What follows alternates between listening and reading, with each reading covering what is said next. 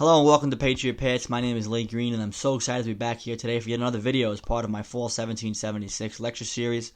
In this video we are going to discuss Washington's miracle crossing of the Delaware River on Christmas night and the miraculous, unlikely victory that resulted from this action that changed the fortunes of the American Army and turned the tide of the American Revolution. Before we go into any further details, I'm going to recommend two books to you.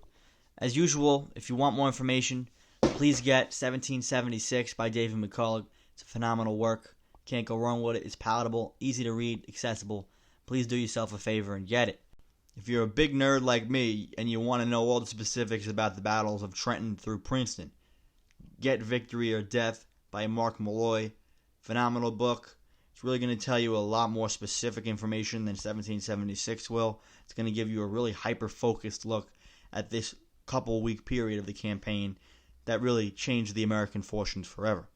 The American Army is now in horrible state, encamped along the icy banks of the Delaware River in late December. Washington has 3,000 men under his immediate command.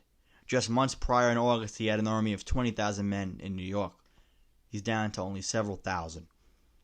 On December 20th, he's reinforced by 600 men under the command of General Horatio Gates, another 2,000 under the command of General John Sullivan, which had once belonged to the command of General Charles Lee after he was captured at Basking Ridge on December 12th, and another 1,000 Pennsylvania militiamen under the command of John Cadwalader from Philadelphia.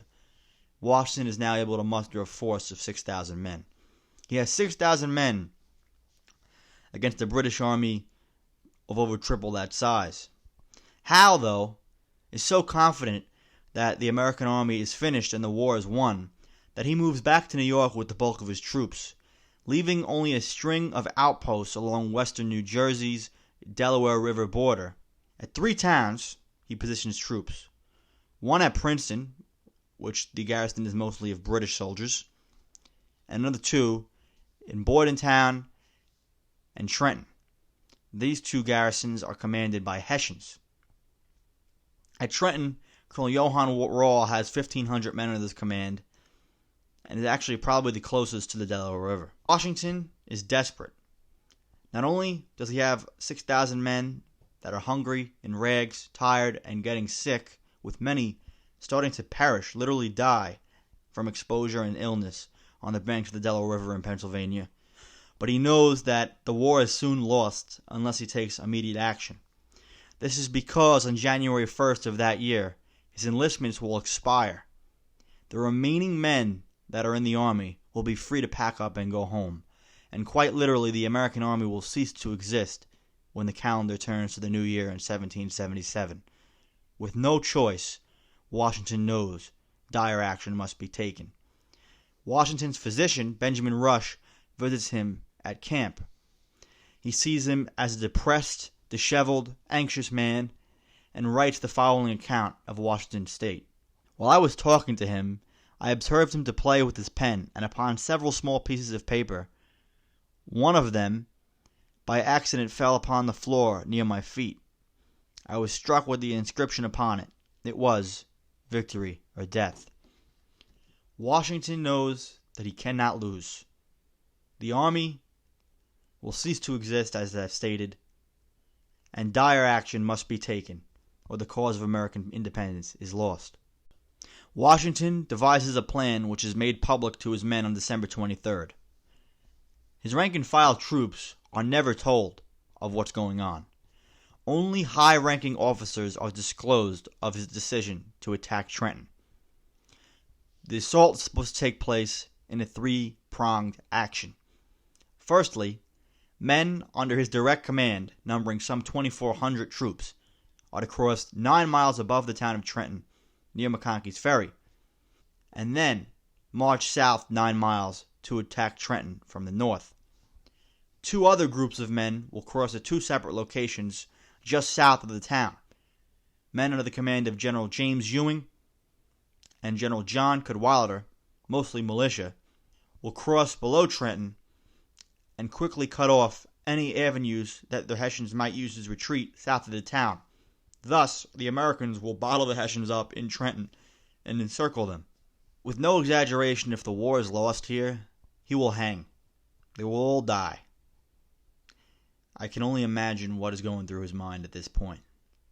He writes to his aide, Colonel Joseph Reed, "Christmas Day at night, 1 hour before day, is the time fixed upon our attempt on Trenton.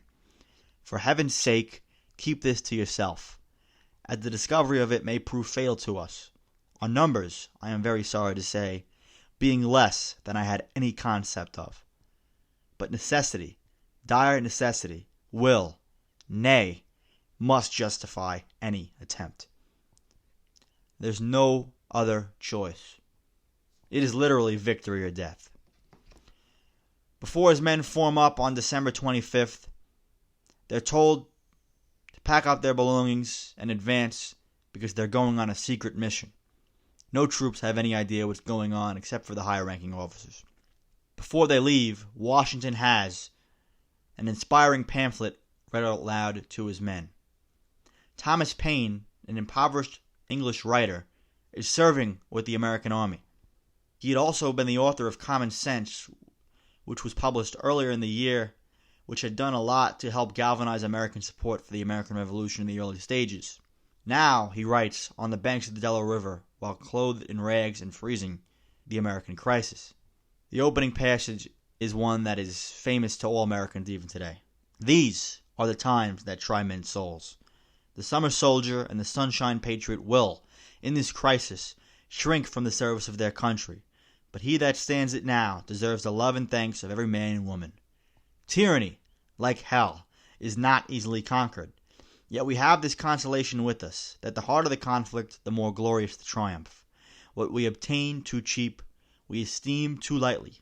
It is dearness only that gives everything its value. Heaven knows how to put a proper price on its good, and it would be a strange thing indeed, as an article so celestial as freedom should not be so highly rated." His troops are now inspired, and they march to the Delaware River. Almost immediately, things go awry for the Americans. The river is choked with ice, and a blizzard ensues, turning from freezing cold rain into hail, sleet, and then snow. His men that are in rags, and many barefoot, suffer beyond description. Somehow, in some way, 2,400 men are able to cross that night and get across an icy river. Due to the fact that the ice is so thick on the Delaware River, Washington now must advance alone with his 2,400 men, as the groups of soldiers under the command of General Cadwalader and James Ewing cannot cross south of the town. And not only that, Washington's crossing takes hours longer than anticipated due to the inclement weather. Washington, hours behind schedule, now realizes that he still must march 9 miles south to Trenton. He'll attack the town at daylight. There's loyalist spies everywhere. Yet he has no choice and must continue to move forward. The crossing is made possible by the will, largely of 2 men. Colonel Henry Knox, who's in command of the overall logistics of the crossing, and is responsible for ferrying thousands of troops, horses, and cannons across the river, and also John Glover and his Marblehead fishermen. Washington organizes his troops and in 2 columns marches south. 2 men freeze to death and die in the march. Snow pours down upon them. In their rags they freeze and suffer. Many get hypothermia and frostbite, and marching bare feet suffer. Washington marches with his troops toward the town. In the middle of the night, a loyalist farmer had discovered the movements of Washington's troops. He races to the town of Trenton, where the Hessians are still awake, dining in lavish party for Christmas, although they aren't drunk as many people say. Knocking on the door of Rawle's headquarters, this loyalist farmer begs to be able to tell Rawle valuable information. He is not allowed in, and eventually is forced to write on a piece of paper what he sees. He reports on this piece of paper the American movements and the fact that Washington's army is crossing. Rawle receives the message, but is so caught up in his dinner celebrations and unconvinced that any American could execute an attack in the middle of a snowstorm, puts the note in his jacket pocket and never reads it.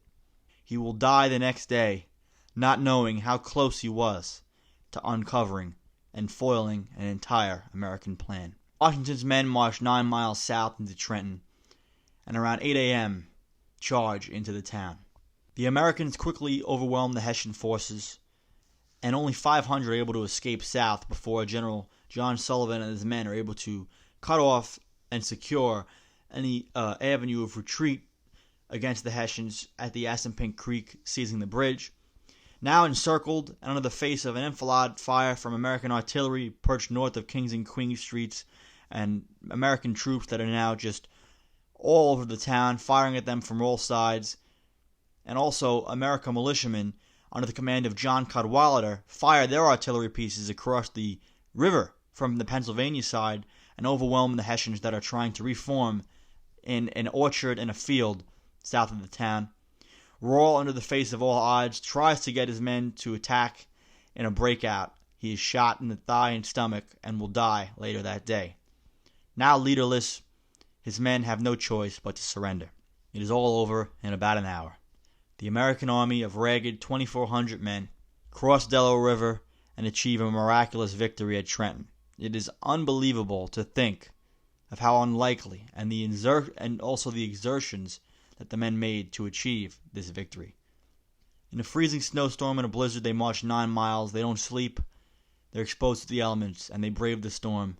What courage and what fortitude it must take to subject yourself to that. They're pushed to the brink of human endurance, and they succeed. Washington and his men miraculously lose no men killed in the action. Only 2 die on the march due to hypothermia, freezing to death. Few are wounded, including a young James Monroe, a future president of the United States. The Hessians suffer over 100 casualties killed and wounded, over 800 men captured, and they've lost all of their supplies. Badly needed clothing, blankets, food, ammunition, and medical supplies fall into the hands of the Americans, and Washington marches 9 miles back up the road and crosses with his men. By the mid-afternoon of December 25th, pretty much being on constant move for 24 hours, the Americans collapse in their camps. In just a matter of days, the fortunes of the entire American Revolution have changed. The American army, so close to disintegration and defeat, is now rejuvenated, and the cause of American independence burns alive and well. As a British historian, G.M. Trevelyan stated, "It may be doubted whether so small a number of men ever employed so short a space of time with greater or more lasting results upon the history of the world." 2,400 men saved the American cause from ruin, and the Battle of Trenton was won. Thanks so much for watching. Rate, comment, subscribe, and I'll see you next time on Patriot Path. I'm Lake Green.